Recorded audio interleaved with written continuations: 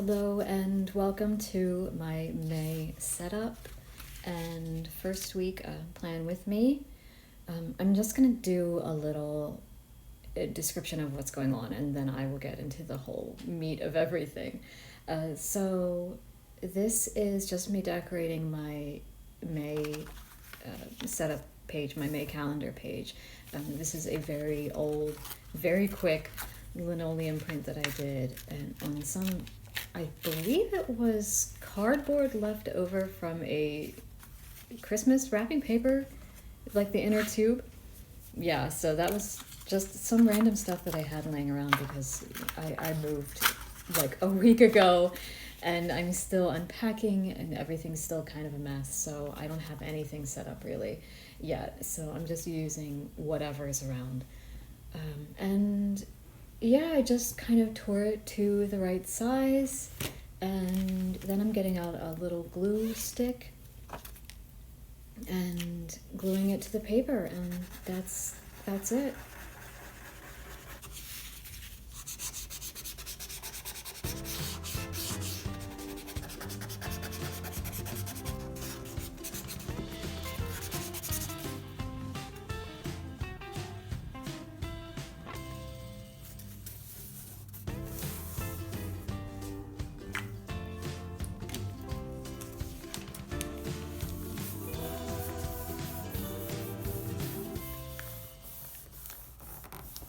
And this is just me setting up my Calendex and my priorities list for May. It's very simple. Well, I'm trying to keep it very simple because April was such a difficult month. I mean, emotionally it was difficult, but also it was just very, very, very busy. We unexpectedly found out that we had to move, so we had to find an apartment and sell our old place, which was a house, and box everything up. And also we were both working full time and we couldn't take off any time from work, and all this other stuff was going on. It was really busy. So I'm trying to keep it very lighthearted and low key for May. I just kind of want to set up, my new routine in a new place and kind of this sounds a little woo, but I want to kind of refocus and just on myself and my priorities, which are just get back into writing, get back into running and reading, and do the things for myself that I wasn't really able to do before. So that's what I'm doing here. Just setting up the Calendex down the left-hand side of the screen, and then on the right-hand side of that page is my priority list.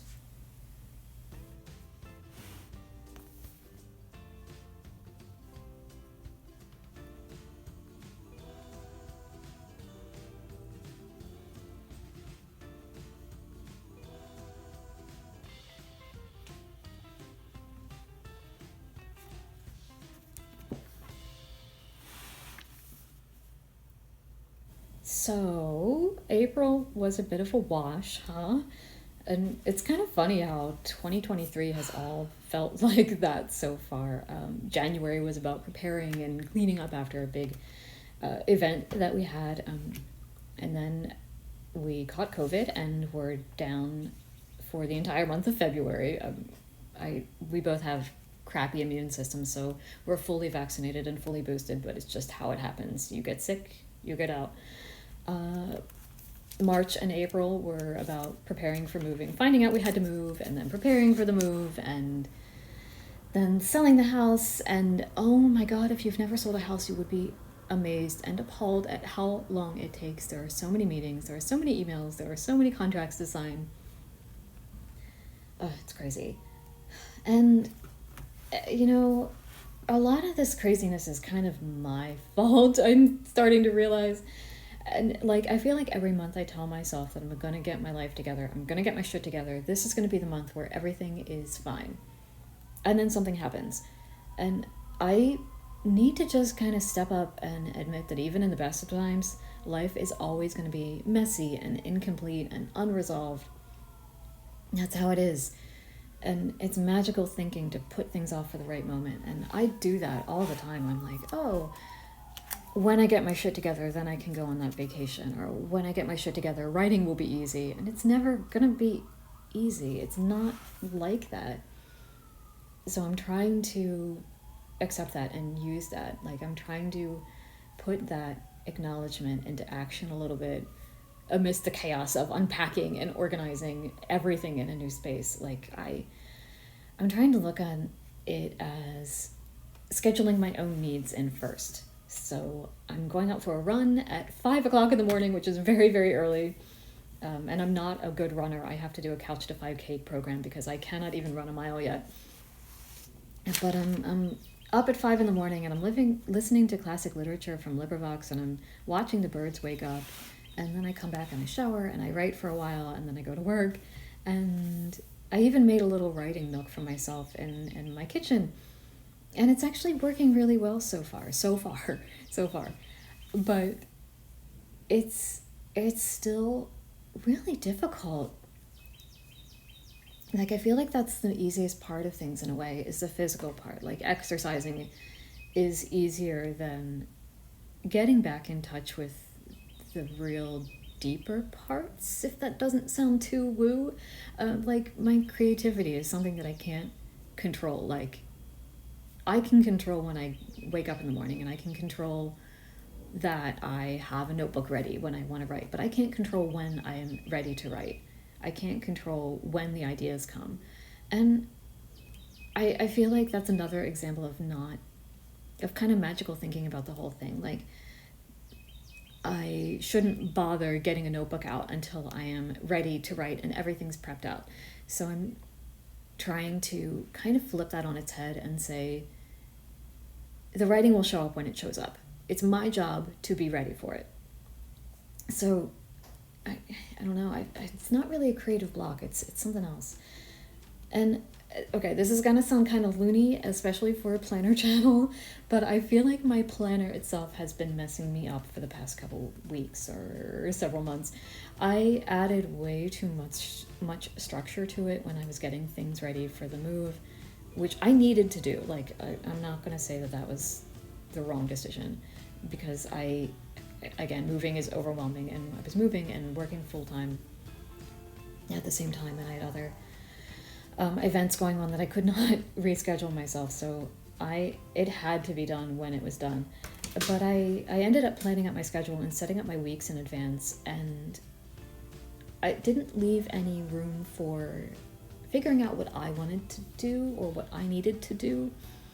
And this is why I use a bullet journal in the first place, because it really helps me accommodate my day-to-day needs. Like, well, apparently one of the things that I need all the time is to figure out what my needs are. So that's why I use a bullet journal rather than something else like the Hobonichi, which are beautiful, and oh my gosh, they're so inspiring how people use them and are creative in them, and they do their daily writing in it. It's so gorgeous and it's beautiful, but it would never work for me. It's way too much structure for me. I can't deal with it, and I really wish that I could, because I would love to use a Hobonichi, but yeah, it's not gonna happen. So my goal for May, and what I'm setting up down at the bottom, is kind of figuring things out, like a hard restart. I want to slow down and drink some coffee, write letters to my friends that I haven't written letters to in months now, and just kind of put my own needs first, like restructure things so the beginning of my day, before everything gets fucked up, I'm writing and I'm running and I'm figuring out what I need to do. Like, I'm gonna try to stop trying to clean up the entire world. Like, the cleaning will not be finished. The universe loves entropy, so I can't change that. I have to learn to live with the entropy. I have to love the entropy. The entropy is my friend, or at least it's not my enemy. So this is my weekly, which I am sketching out very lightly sketching out in pencil, the view from my window at my desk, my new window, my new view. It's a very, very quick sketch. It took maybe 5 minutes to sketch it out and ink it. But it's good, I think, because it's taking up a bunch of room that I was using on setting up weeklies, and now I'm just going to have to go back to dailies, and that's going to work better. Or historically, it has worked better, so I'm being optimistic that it's going to work better this time too. Because it, like I said, it forces me to recognize my needs and be more spontaneous in how I respond to them. Like, maybe I want to go for a walk today. Maybe I want to have some chocolate or journal or draw something ugly. Like, especially being on the internet, and I'm not on the internet very much. I don't know how y'all do it, but even the amount that I am, there's this expectation that kind of bleeds into everything that you do, that what you produce is not going to be ugly. It's going to be perfect. Or at least it's going to be really, really good, because you're competing. Everything you do is competition. And when you put stuff online, people judge it. And this isn't necessarily a bad thing. Judging is part of being human, and I don't think that's necessarily terrible. But the effect that it has on you, your creativity, is really something that a lot of people struggle with. And I've heard this from a lot of other creators too, that it can be really rough on them. You know, you put it online and you ask yourself, before you even put it there, you're like, is this good enough for other people to look at? Is this Instagrammable? Is it going to get me likes and hits and engagement? And is it going to monetize my channel?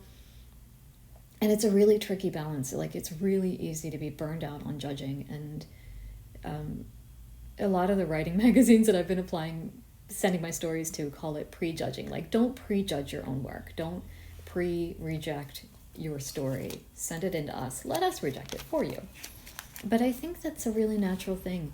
Like, you reject your stuff as not good enough, because so often it isn't good enough in like this grand scheme of things. Like, it's not good enough to get you viral. It's not good enough to get you monetization. You know, it's not good enough to do whatever your goal is. And that's hard. So you judge it really harshly. And I mean, to a large extent, judging yourself is how you improve in art. And I'm using the term art really broadly here. Like, it can be visual or music or writing or cooking or fashion or whatever. But you judge yourself first. And I think that you have to do that to improve. You don't have to be unkind to yourself, but you have to be critical about your flaws and evaluate it as fairly as you can to kind of improve and become what you want to do. But nothing is going to be perfect, is the other side of that. So you kind of have to get into a place of calmness about it and find your balance and be honest, to remove yourself from that internal judgment machine. Like, the only justification for making art in the first place is because I want to be honest with myself. So we're going to try to do that. So yeah, thank you for being patient with me and putting up with my filming, which is even worse than usual because my camera was messing up and I had to use a lot of B-roll. It was not a great experience, but that's kind of par for the course, isn't it? That's what we're talking about. So yeah, thank you for watching, thank you for subscribing, and I will be back next month. Bye.